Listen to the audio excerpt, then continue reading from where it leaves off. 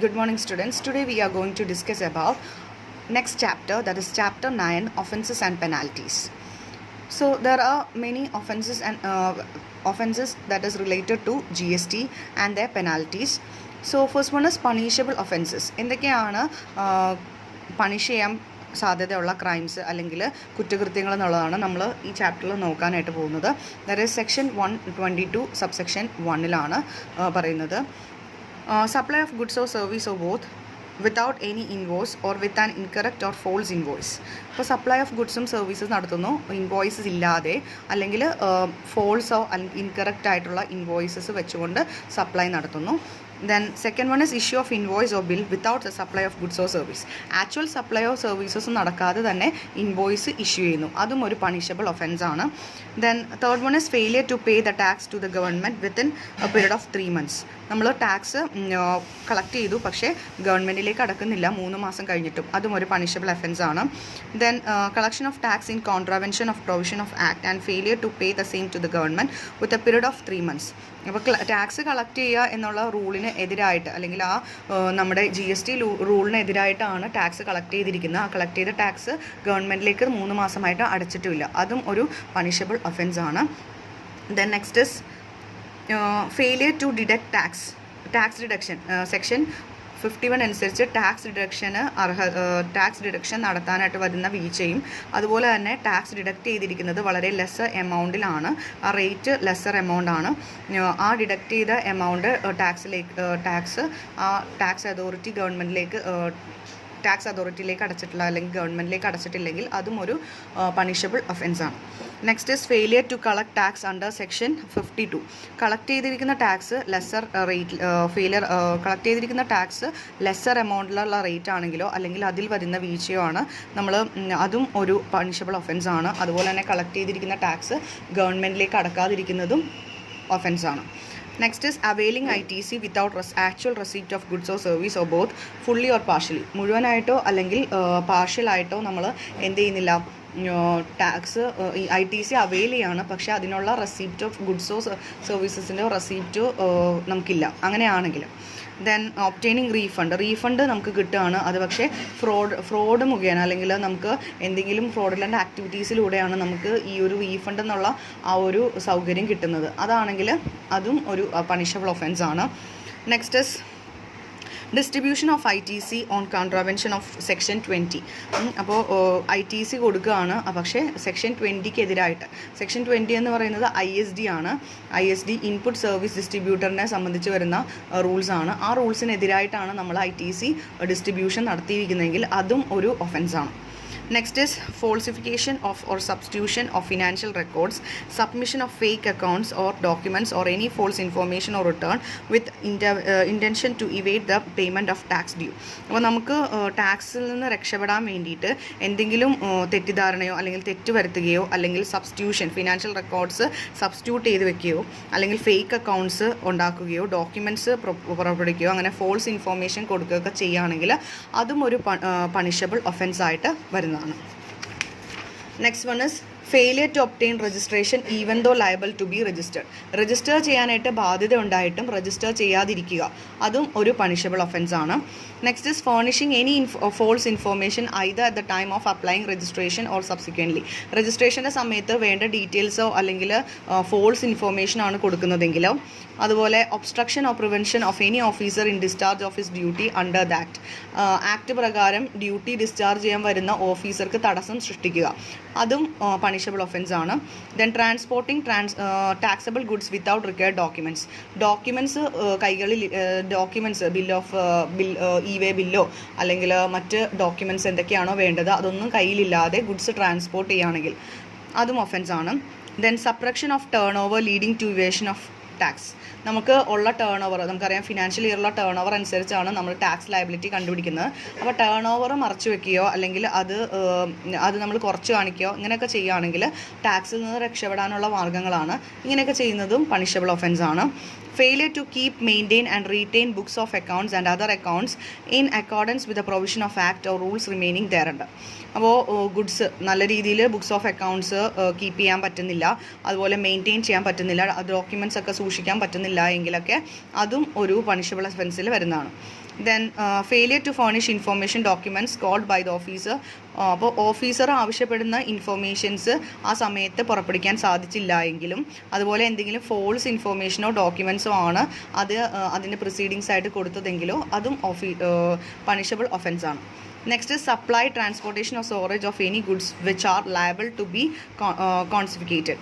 അതായത് എന്തെങ്കിലും ഗുഡ്സ് അല്ലെങ്കിൽ എന്തെങ്കിലും സപ്ലൈ ഓഫ് ഗുഡ്സോ സ്റ്റോറേജ് ഓഫ് ഗുഡ്സൊക്കെ അതോറിറ്റി പിടിച്ചെടുത്തിട്ടുണ്ടെങ്കിൽ അല്ലെങ്കിൽ കണ്ടുകെട്ടിയിട്ടുണ്ടെങ്കിൽ അതും ഒരു പണിഷബിൾ ഒഫൻസാണ്. Then issue of any invoice or document of by using register number of another person. മറ്റൊരു വ്യക്തിയുടെ രജിസ്റ്റർ നമ്പർ ഉപയോഗിച്ച് നടത്തുന്ന ട്രാൻസാക്ഷൻസ് അല്ലെങ്കിൽ ഇൻവോയ്സ് മറ്റൊരു വ്യക്തിയുടെ പേരിൽ ഇൻവോയ്സ് ഇഷ്യൂ ചെയ്യണമെങ്കിൽ അതും ഒരു പണിഷബിൾ ഒഫൻസാണ്. Then tampering with or destroying any material evidence or documents.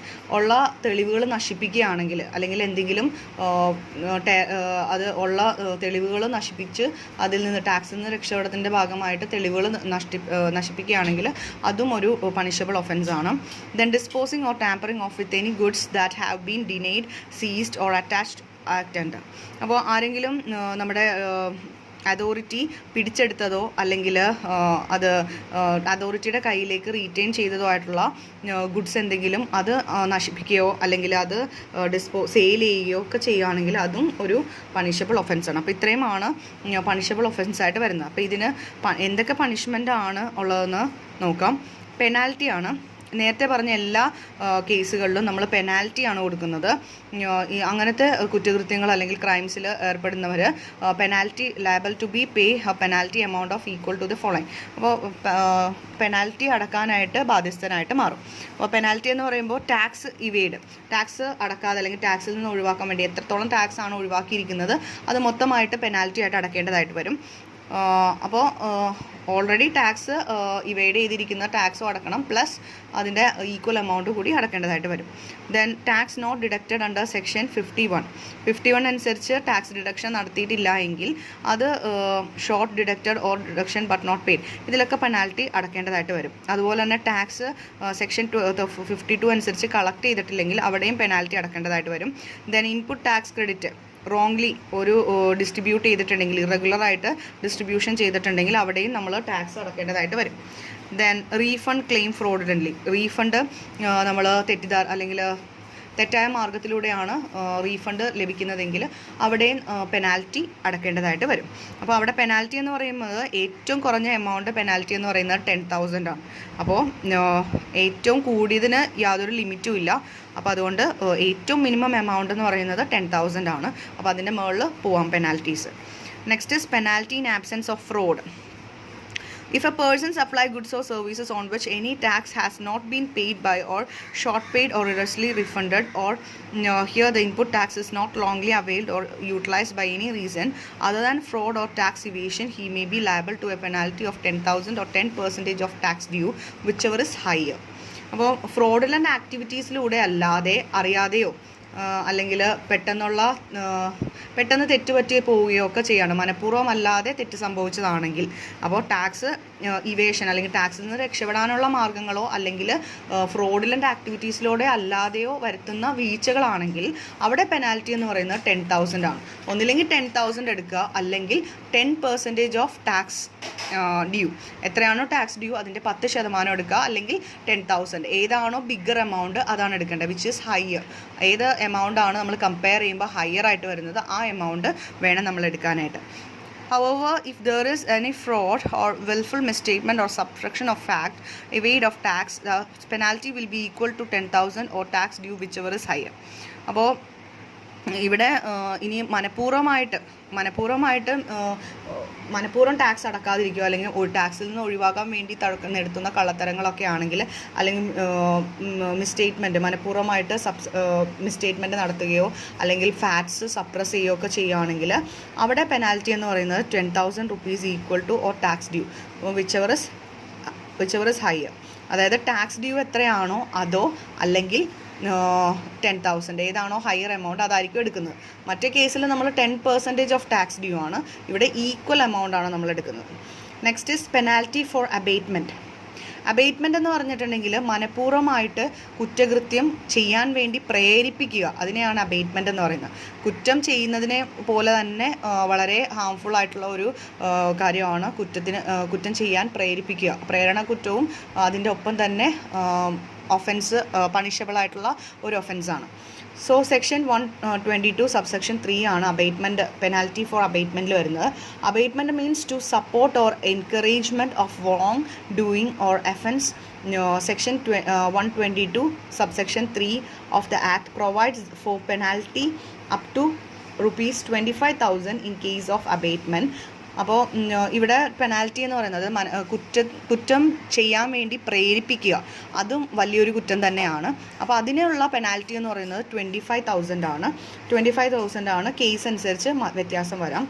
അപ്പോൾ എന്തൊക്കെയാണ് പണിഷബിൾ കേസസ് അബേറ്റ്മെൻറ്റിൽ വരുന്നത് നോക്കാം. എയ്ഡ്സ് ഓർ അബേറ്റ്സ് എനി ഒഫൻസസ്, കുറ്റകൃത്യം ചെയ്യിപ്പിക്കാനായിട്ട് പ്രേരിപ്പിക്കുക. Then acquires possession of or involves in transporting, removing, disposing, keeping, concealing, supplying, purchasing or in any other matter deals with goods which are liable to be confiscation. അപ്പോൾ കണ്ടുകെട്ടാനായിട്ട് അല്ലെങ്കിൽ അതോറിറ്റിക്ക് എന്താ പറയുക, authority സീസ് ചെയ്തിട്ടുള്ള സാധനങ്ങൾ transport ചെയ്യുകയോ അല്ലെങ്കിൽ അത് കൈവശപ്പെടുത്തുകയോ അല്ലെങ്കിൽ അതിന് റിമൂവ് ചെയ്യുകയോ ഡിസ്പോസ് ചെയ്യുകയോ കീപ്പ് ചെയ്യുകയോ കൺസീൽ ചെയ്യുകയോ മറ്റുള്ളവർക്ക് സപ്ലൈ ചെയ്യുകയോ പർച്ചേസ് ചെയ്യുകയോ ഒക്കെ ചെയ്താൽ അത് അബേറ്റ്മെൻ്റ് ആണ്. അപ്പോൾ അതിന് പെനാൽറ്റി അടക്കേണ്ടതായിട്ട് വരും. And receives or involves in supply of goods or services in contravention of any provision of act or rules. അപ്പോൾ മറ്റ് ആക്ടോ റൂൾസോ GST റൂൾസോ ആക്ടോ അനുസരിച്ച് അതിനെതിരായിട്ട് എന്തെങ്കിലും ഗുഡ്സ് സപ്ലൈ നടത്തുകയോ ചെയ്യുകയാണെങ്കിൽ അത് ഒരു ഒഫൻസാണ്. Then failure to appear before officer or central tax when summoned for appearance to give evidence or produce document. നമ്മൾ ഇൻക്വയറിയുടെ ഭാഗമായിട്ട് ഏതെങ്കിലും ഒരു ഓഫീസർ സമൻസ് പുറപ്പെടുവിക്കുകയാണ്, ഇയാളുടെ പ്രസൻസ് ആവശ്യപ്പെടുകയാണ്, ആ പ്രസൻസ് നടത്താതിരിക്കുക അല്ലെങ്കിൽ വരാതിരിക്കുക. അപ്പോൾ അതും ഒരു പണിഷബിൾ ഒഫൻസ് ആയിട്ട് മാറുകയാണ്. Then fails to issue invoice or fails to account for invoice in books of accounts. Books of അക്കൗണ്ട്സിൽ ഇദ്ദേഹത്തിൻ്റെ ഇൻവോയ്സ് നമ്പർ എടുക്കാതിരിക്കുക അല്ലെങ്കിൽ ഇഷ്യൂ ചെയ്യാതിരിക്കുക, അല്ലെങ്കിൽ അക്കൗണ്ടിൽ ഇയാളുടെ എൻട്രി ബുക്സ് ഓഫ് അക്കൗണ്ടിൽ ഇയാളുടെ എൻട്രി ഇടാതിരിക്കുക. ഇതൊക്കെ ഒരു പെനാൽറ്റി അർഹിക്കുന്ന ഒഫൻസസ് ആണ്. Next is failure to furnish information. മതിയായ ഇൻഫോർമേഷൻ കൊടുക്കാതിരിക്കുന്നതും ഒരു തെറ്റാണ്. ദാറ്റ് ഈസ് സെക്ഷൻ 123 ആണ് ഇതിനെ പറയുന്നത്. If the person who is required to furnish any information or return under section 150 fails to do so within period specified, it shall be liable to be paid a penalty of ₹100 for each day of period during which the failure to furnish the return continues. The maximum penalty imposed under the section is not exceeding ₹5,000. അപ്പോൾ മതിയായ information നൽകാതിരിക്കുന്നതും ഒരു തെറ്റാണ്. അപ്പോൾ മതിയായ information എന്ന് പറയുമ്പോൾ returns കറക്റ്റായിട്ട് returns അടക്കുക അല്ലെങ്കിൽ ഡോക്യുമെൻറ്റ്സ് കൊടുക്കുക. വേണ്ടുന്ന ആ ഡോക്യുമെൻറ്റ്സ് കൊടുക്കാതിരിക്കും തോറും ഓരോ ദിവസത്തേക്കും വൈകും തോറും ഓരോ ദിവസത്തിന് ₹100 വെച്ചാണ് ചാർജ് ചെയ്യുന്നത്. മാക്സിമം പെനാൽറ്റി എന്ന് പറയുന്നത് 5,000 ആണ്. Next is fine four failure of furnishing statistics. Section 124. If a person required to furnish any information or return under Section 151 fails to furnish such information or return willfully, furnishes, causes, furnishes false information, he has punishable with a fine which may be extended to 10,000. In case continuing the offences, fine ₹100 for each day shall be imposed subject to maximum of ₹25,000. അപ്പോൾ ഏതെങ്കിലും വ്യക്തി അദ്ദേഹത്തിന് മതിയായ informations അല്ലെങ്കിൽ returns, ഒരു വ്യക്തിക്ക് ആവശ്യമായിട്ടുള്ള ഇൻഫോർമേഷൻസോ അല്ലെങ്കിൽ ടാക്സ് അതോറിറ്റിയിലേക്ക് റിട്ടേൺസ് കറക്റ്റായിട്ട് അടച്ചില്ലെങ്കിൽ, ഫേർണിഷ് ചെയ്തില്ലെങ്കിൽ അവിടെ അവർ പണിഷ് ചെയ്യുന്നത് എക്സ്റ്റൻഷൻ, അവരുടെ എമൗണ്ട് മാക്സിമം എക്സ്റ്റൻഷൻ എന്ന് പറയുന്നത് 10,000 ആണ്. ഇനി വീണ്ടും ഈ ഒഫൻസ് തുടർന്നുകൊണ്ടിരിക്കുകയാണെങ്കിൽ, ഒരു പ്രാവശ്യത്തേക്കാണെങ്കിൽ 10,000 ആണ് ആദ്യമായിട്ടാണെങ്കിൽ, ഇനിയും വീണ്ടും ഇത് തന്നെയാണ് ആവർത്തിക്കുന്നതെങ്കിൽ അവിടെ ലിമിറ്റ് കൂടുകയാണ്. മാക്സിമം ലിമിറ്റ് 25 വരെ ആവാം. ഓരോ ദിവസത്തേക്കും ₹100 വെച്ച് നമുക്ക് വാങ്ങാവുന്നതാണ്. Next is general penalty. Common ആയിട്ടുള്ള പെനാൽറ്റി എന്താണെന്ന് നോക്കാം. സെക്ഷൻ 125 ആണ്. Any person who contravenes any of the provision of act and any rules made thereunder for which no penalty is separate provided for in the act shall be liable to a penalty which may extend to 25,000. General penalty എന്ന് പറഞ്ഞിട്ടുണ്ടെങ്കിൽ ആക്സിനോ റൂൾസിനോ എതിരായിട്ട് ഏതെങ്കിലും activities അല്ലെങ്കിൽ കോൺട്രാവെൻഷനായിട്ട് എന്തെങ്കിലും കാര്യങ്ങൾ ചെയ്യുകയാണെങ്കിൽ separate penalty ആയിട്ടൊന്നും പറയുന്നില്ല. സാധാരണയായിട്ട് 25,000 റുപ്പീസാണ് മാക്സിമം വാങ്ങുന്നത്. Next is general disciplines related to penalty. എന്തൊക്കെയാണ് ജനറൽ ആയിട്ടുള്ള കാര്യങ്ങൾ? പെനാൽറ്റി ഒരു ഓഫീസറെ കൺസേൺ ചെയ്യുമ്പോൾ എന്തൊക്കെ കാര്യങ്ങളാണ് ജനറൽ ആയിട്ടുള്ളത്? പെനാൽറ്റീനെ എന്തൊക്കെ ജനറൽ ഡിസിപ്ലിനാണ് പെനാൽറ്റീനെ സംബന്ധിച്ച് ഒരാൾ ഫോളോ ചെയ്യേണ്ടതെന്നുള്ളതാണ്. No penalty shall be imposed for minor breaches of tax regulations or procedural requirements. A breach shall be considered a minor breach if amount of tax involved is less than 5,000 rupees. അപ്പോൾ ഒരു പെനാൽറ്റിയും charge ചെയ്യാൻ പാടില്ല minor ആണെങ്കിൽ. Minor means 18 വയസ്സിന് താഴെയുള്ളവരെയാണ് നമ്മൾ minor എന്ന് പറയുന്നത്. അപ്പോൾ മൈനറാണ് ടാക്സ് ഇവേഷൻ അല്ലെങ്കിൽ ടാക്സ് റെഗുലേഷനിൽ എന്തെങ്കിലും പ്രശ്നങ്ങൾ വരുത്തുന്നതെങ്കിൽ അവിടെ നമ്മൾ പെനാൽറ്റി ഒന്നും ചാർജ് ചെയ്യാൻ പാടില്ല. പക്ഷേ ഈ മൈനർ ബ്രീച്ചായിട്ട് അതൊരു മൈനർ ബ്രീച്ചായിട്ട് കൺസിഡർ ചെയ്യണം. പക്ഷേ ഈ പറയുന്ന ടാക്സ് അയാൾ വെട്ടിച്ചിരിക്കുന്നത് 5,000 റുപ്പീസിൽ താഴെയാണെങ്കിലേ ഇത്തരത്തിലൊരു കൺസിഡറേഷൻ കിട്ടുള്ളൂ. Next is any omission or mistake in documentation which is easily rectifiable and made without fraudulent intent or gross negligence shall not be punishable, and omission or mistake in the documentation shall be considered to be easily rectifiable if the same error apparent on the face of record. അപ്പോൾ എന്തെങ്കിലും മനഃപൂർവ്വമല്ലാതെയോ അല്ലെങ്കിൽ തെറ്റ് സംഭവിച്ചുകൊണ്ടോ എന്തെങ്കിലും tax എഴുതേണ്ട അല്ലെങ്കിൽ അക്കൗണ്ടിലേക്ക് എഴുതാൻ വിട്ടുപോവുകയോ ഇങ്ങനെയൊക്കെ ചെറിയ കാര്യങ്ങളൊക്കെ വിട്ടുപോവുകയും അതുപോലെ തന്നെ എന്തെങ്കിലും ഡോക്യുമെൻറ്റേഷൻ ചെയ്യാനായിട്ട് വിട്ടുപോവുക ഇങ്ങനെയുള്ള കാര്യങ്ങളൊക്കെ വരികയാണെങ്കിൽ പെട്ടെന്ന് തന്നെ തിരുത്താനായിട്ട് സാധിക്കുന്നതാണെങ്കിൽ അതും നമ്മൾ പെനാൽറ്റി ഒന്നും വാങ്ങേണ്ട ആവശ്യമില്ല. Next is penalty imposed shall be commensurate with the degree and severity of the breach. ഇപ്പോൾ ഇയാൾ നടത്തുന്ന നിയമലംഘനത്തിൻ്റെ സീരിയസ്നെസ് അനുസരിച്ചാണ് പെനാൽറ്റി തീരുമാനിക്കുന്നത്. No penalty shall be imposed on any person without giving him an opportunity to be heard. ഒരാളുടെ ആ തെറ്റ് ചെയ്ത വ്യക്തിയുടെ ഭാഗം കേൾക്കാതെ യാതൊരുവിധ പെനാൽറ്റീസും നമ്മൾ ചുമത്താനായിട്ട് പാടില്ല. Then the officer shall specify the nature of breach and applicability of law, regulations and procedures under which the amount of penalty has been specified. അപ്പോൾ എങ്ങനെയാണ് ഈ പെനാൽറ്റി അടക്കേണ്ട സാഹചര്യം ഉണ്ടായത്, എന്ത് ലംഘനമാണ് നടത്തിയത്, ഏത് റൂളിൻ്റെ എതിരായിട്ടാണ് നടത്തിയതെന്നൊക്കെ നമ്മൾ കറക്റ്റായിട്ട് പറയണം. ഏത് ലോ ആണ് നമ്മളിവിടെ അപ്ലൈ ചെയ്ത് പെനാൽറ്റി വാങ്ങിച്ചതെന്നുള്ള കാര്യമൊക്കെ കൃത്യമായിട്ട് പറഞ്ഞിരിക്കണം. അതായത് ഒഫൻസ് ചെയ്യുന്ന വ്യക്തിക്ക് മനസ്സിലാക്കിയിരിക്കണം. Then when a person voluntarily discloses the circumstances of breach of law or offense prior to the discovery of the same, the proper officer may consider it as a mitigation factor which determining the amount of penalty. However, this shall not be applicable in case where the penalty is either fixed sum or expressed as a fixed percentage. അപ്പോൾ ഏതെങ്കിലും വ്യക്തി സ്വമേധയാൽ പറയുകയാണ്, disclose ചെയ്യുകയാണ്, tax authority കണ്ടുപിടിക്കുന്നതിന് മുമ്പ് തന്നെ സ്വമേധയാ അയാൾ പറയുകയാണ് ഇങ്ങനെ ഒരു കള്ളത്തരം പറ്റിയിട്ടുണ്ട് അല്ലെങ്കിൽ ഇങ്ങനെ ഒരു ബ്രീച്ച് ഓഫ് ലോ വന്നിട്ടുണ്ട് അയാളുടെ ഭാഗത്തുനിന്ന്. അപ്പോൾ അത് കൺഫേം അയാൾ അങ്ങനെ പറയുകയാണെങ്കിൽ ആ ഒരു കേസിൽ പെനാൽറ്റി കൊടുക്കേണ്ട ആവശ്യമില്ല, അത് ക്ഷമിക്കാവുന്ന ഒരു തെറ്റായിട്ട് കാണാം. പക്ഷേ ചില കേസസിൽ നമ്മൾ ചില ലോ അനുസരിച്ച് ഇത്തരം തെറ്റുകൾ വരുത്തുമ്പോൾ ഫിക്സഡ് എമൗണ്ട് പെനാൽറ്റി പറയുന്നുണ്ട് അല്ലെങ്കിൽ ഫിക്സഡ് പെർസെൻറ്റേജ് പറയുന്നുണ്ട്. ആ സാഹചര്യമാണെങ്കിൽ പെനാൽറ്റി വാങ്ങിച്ചേ പറ്റുള്ളൂ. Next is power to impose penalty in cases. എന്തൊക്കെ കേസസിലാണ് പെനാൽറ്റി വാങ്ങാനുള്ള പവർ ഉള്ളത്? That is person liable to pay penalty under any proceedings under section 62, 63, 64, 73, 74, 129 and 130. He may issue an order levying such penalty after giving reasonable opportunity to be heard in such person. അപ്പോൾ proper ഓഫീസർക്ക് penalty വാങ്ങാനുള്ള അധികാരം ഉള്ളത് ഈ പറയുന്ന സെക്ഷൻസിലാണ്. അതുപോലെ reasonable opportunity അവർക്ക് കേൾക്കാനായിട്ടുള്ള ഒരു ഓപ്പർച്യൂണിറ്റി കൊടുത്തതിന് ശേഷം മാത്രം ഇമ്പോസ് ചെയ്യാം. ഇനി വെയ്ഫർ ഓഫ് പെനാൽറ്റി. വെയ്വർ എന്ന് പറഞ്ഞാൽ വെയ്വർ എന്ന് പറയുന്നത് എഴുതിത്തള്ളുക എന്നുള്ള അർത്ഥമാണ്. Waiver penalty എഴുതിത്തള്ളുക. അത് ഏതൊക്കെ സാഹചര്യത്തിലാണെന്ന് നോക്കാം. ഒന്നില്ലെങ്കിൽ ഗവൺമെൻറ് ഒരു പകുതിയോ പാർട്ട് അല്ലെങ്കിൽ ഫുള്ളായിട്ടോ പെനാൽറ്റീസ് വെയ്വർ ചെയ്യാറുണ്ട്. That is referred in section 22 and 23, 25. അപ്പോൾ അത് അല്ലെങ്കിൽ ലേറ്റ് ഫീ ആയിട്ട് വരുന്നത് സെക്ഷൻ 47 പറയുന്നതൊക്കെ ചില ക്ലാസ് ഓഫ് ടാക്സ് പേയേഴ്സിൽ നിന്ന് വേവർ കൊടുക്കാറുണ്ട്, എന്ന് വെച്ചാൽ എഴുതി തള്ളാറുണ്ട്. അപ്പോൾ അത് ആ സാഹചര്യത്തിൻ്റെ സീരിയസ്നെസ് അനുസരിച്ചാണ് ഇത്തരത്തിലുള്ളൊരു എഴുതിത്തള്ളൽ ഗവൺമെൻറ് നടത്തുന്നത്. അല്ലെങ്കിൽ റെക്കമെൻഡേഷൻ ഓഫ് കൗൺസിലിൻ്റെ റെക്കമെൻഡേഷൻ പ്രകാരവും എഴുതി തള്ളാറുണ്ട്. Next is detention, release of goods and conveyances. അപ്പോൾ എന്തൊക്കെ പ്രൊവിഷൻസ് ആണ് ഈ റീറ്റെൻഷൻസ് പിന്നെ and release of goods and conveyance in transit അതിൽ വരുന്നത് നോക്കാം. സെക്ഷൻ 129 ആണ്. ഏതൊരു പേഴ്സണും ട്രാൻസ്പോർട്ട് ചെയ്യുന്ന സമയത്ത്, ഗുഡ്സ് ട്രാൻസ്പോർട്ട് ചെയ്യുന്ന സമയത്തോ അല്ലെങ്കിൽ ഗുഡ്സ് സ്റ്റോർ ചെയ്യുന്ന സമയത്തോ ലോക്കെതിരായിട്ട് എന്തെങ്കിലും ചെയ്യുകയാണെങ്കിൽ, അല്ലെങ്കിൽ കൺവെയൻസ് മീൻസ് ട്രാൻസ്പോർട്ടേഷൻ്റെ സമയത്ത് എന്തെങ്കിലും ഡോക്യുമെൻറ്റ്സ് മറ്റാവശ്യമായ കാര്യങ്ങളൊക്കെ ചെയ്യുന്നില്ല എങ്കിൽ അവർ ഡിറ്റൻഷൻ ഓർ സീച്ചർ, ഇപ്പോൾ പിടിച്ചെടുക്കുക അല്ലെങ്കിൽ ഡിറ്റൻഷൻ ചെയ്യാനായിട്ട് അവർ അർഹനായിട്ട് മാറും.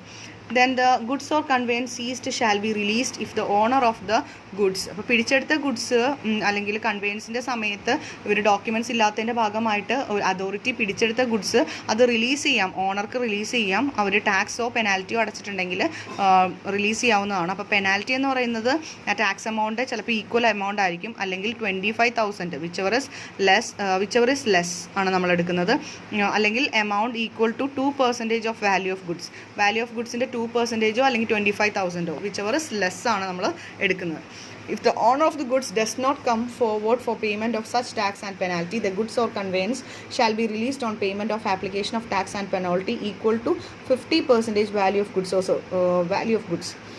സോ ഇനി ഓണർ അയാൾ സ്വമേധയാൽ വരുന്നില്ല, ടാക്സ് അടക്കാനോ അല്ലെങ്കിൽ പെനാൽറ്റി അടക്കാനോ തയ്യാറായിട്ട് വരുന്നില്ല എങ്കിൽ ഈ കൺവെയൻസിന് പിടിച്ചെടുത്ത ഗുഡ്സ് റിലീസ് ചെയ്യാനായിട്ട് സാധിക്കും. പെനാൽറ്റി 50% അടച്ചാൽ മാത്രമാണ്, വാല്യൂ ഓഫ് ഗുഡ്സിൻ്റെ 50% അടച്ചാൽ ഈ ഗുഡ്സ് നമുക്ക് വിട്ടുകൊടുക്കാനായിട്ട് സാധിക്കും. Then the tax already paid can be reduced from the amount payable. അപ്പോൾ ടാക്സ് ഓൾറെഡി അടച്ചിട്ടുണ്ടെങ്കിൽ അതിൽ നിന്ന് കുറക്കാവുന്നതാണ്. അപ്പോൾ 5% ഓഫ് വാല്യൂ ഓഫ് ഗുഡ്സിൻ്റെ 5% അല്ലെങ്കിൽ 25% whichever is less ആണ് നമ്മൾ എടുക്കുന്നത്. Next is, instead of paying any amount as above, the person can furnish sufficient security as prescribed equivalent to the amount payable. The goods or conveyance may be released. The goods or conveyance shall be retained reseized only after serving order to the of retention or seizure of person transporting to the goods. അപ്പോൾ payment കൊടുക്കാതെ നേരത്തെ പറഞ്ഞിരിക്കുന്ന ഈ penalties കൊടുക്കാതെ തന്നെ ഈ goods കിട്ടാനായിട്ട് സാധിക്കും. അതിനാവശ്യമായിട്ടുള്ള സെക്യൂരിറ്റീസ് പ്രൊവൈഡ് ചെയ്താൽ അത് റിലീസ് ചെയ്യാവുന്നതാണ്. Next is the provision of section 67 subsection 6 shall pay detention or seizure of goods or conveyances. The proper officer detention or the seizure of goods or conveyance shall be issued a notice specifying the tax and penalty payable thereafter pass an order of payment of dues. അപ്പോൾ tax dues എന്തെങ്കിലും ഉണ്ടെങ്കിലായിരിക്കും ഈ goods എല്ലാം പിടിച്ചെടുത്തിട്ടുണ്ടാവുന്നത്. അപ്പോൾ ആ പിടിച്ചെടുത്ത ഗുഡ്സിൽ എത്രയാണ് tax പേ ചെയ്താൽ വിട്ടുതരാം എന്നുള്ള കാര്യം ഒരു നോട്ടീസിലൂടെ ഈ പറയുന്ന ഓണറിനെ അറിയിക്കുന്നതാണ് ടാക്സ് അതോറിറ്റി. ഇനി ഒരു ടാക്സോ ഇൻട്രസ്റ്റോ പെനാൽറ്റിയോ കൊടുക്കേണ്ട ആവശ്യമില്ല. ഒരു ഓപ്പർച്യൂണിറ്റി ഇയാൾക്ക് പറയാനുള്ള എന്താണെന്നുള്ള ഇയാളുടെ ഭാഗം കേട്ടതിന് ശേഷം മാത്രം പെനാൽറ്റി തീരുമാനിക്കുക. അപ്പോൾ പേയ്മെൻറ്റ് കൊടുത്തിട്ടുണ്ടെങ്കിൽ അത് പേയ്മെൻറ്റ് കൊടുത്തതിൻ്റെ ഭാഗമായിട്ട് അത് കൺക്ലൂഡ് ചെയ്തതായിട്ട് നമുക്ക് കൺസിഡർ ചെയ്യാം. Next, 7th point is, where the person transporting any goods, owner of goods, fails to pay amount of tax or penalty within 7 days of such retention or seizure, the proceeding shall be initiated. അപ്പോൾ transport of ഗുഡ്സോ സർവീസസോ നടത്തുന്നതിന് transporting of goods നടത്തുമ്പോൾ ആ owner of goods tax pay ചെയ്യാനോ penalty അടക്കാനോ 7 ദിവസത്തിനുള്ളിലും അത് ചെയ്യുന്നില്ല എങ്കിൽ അവർക്ക് ഇത്തരത്തിലുള്ള ഡിറ്റൻഷനോ അല്ലെങ്കിൽ സീജറോ ആ സാധനങ്ങൾ പിടിച്ചെടുക്കാനുള്ള ആ നടപടിയുമായിട്ട് മുന്നോട്ട് പോകാനായിട്ട് സാധിക്കും. And the last one is, in case of perishable or hazardous goods, എന്തെങ്കിലും പെട്ടെന്ന് നശിച്ചു പോകുന്ന ഗുഡ്സോ അല്ലെങ്കിൽ ഡിസ്ട്രക്ഷൻ ഉണ്ടാക്കുന്ന ഗുഡ്സൊക്കെ ആണെങ്കിൽ അവിടെ ഡിപ്രീസിയേഷൻ വാല്യൂ കുറച്ച് നാൾ ഇരിക്കും തോറും ഡിപ്രീഷിയേറ്റഡ് ആവുകയാണെങ്കിൽ 7 days എന്ന് പറയുന്നത് പ്രോപ്പർ ഓഫീസർക്ക് സ്യൂട്ടബിൾ ആണെങ്കിൽ അത് കുറക്കാവുന്നതാണ്. അപ്പോൾ പെട്ടെന്ന് നശിച്ചു പോകുന്നതോ അല്ലെങ്കിൽ വളരെയധികം ബുദ്ധിമുട്ടുണ്ടാക്കുന്ന ഗുഡ്സൊക്കെ ആണെങ്കിൽ ആ 7 ദിവസം എന്നുള്ളത് ഓഫീസറിന് അനുചിതമായിട്ട് കുറക്കാവുന്നതാണ്. ഓക്കെ.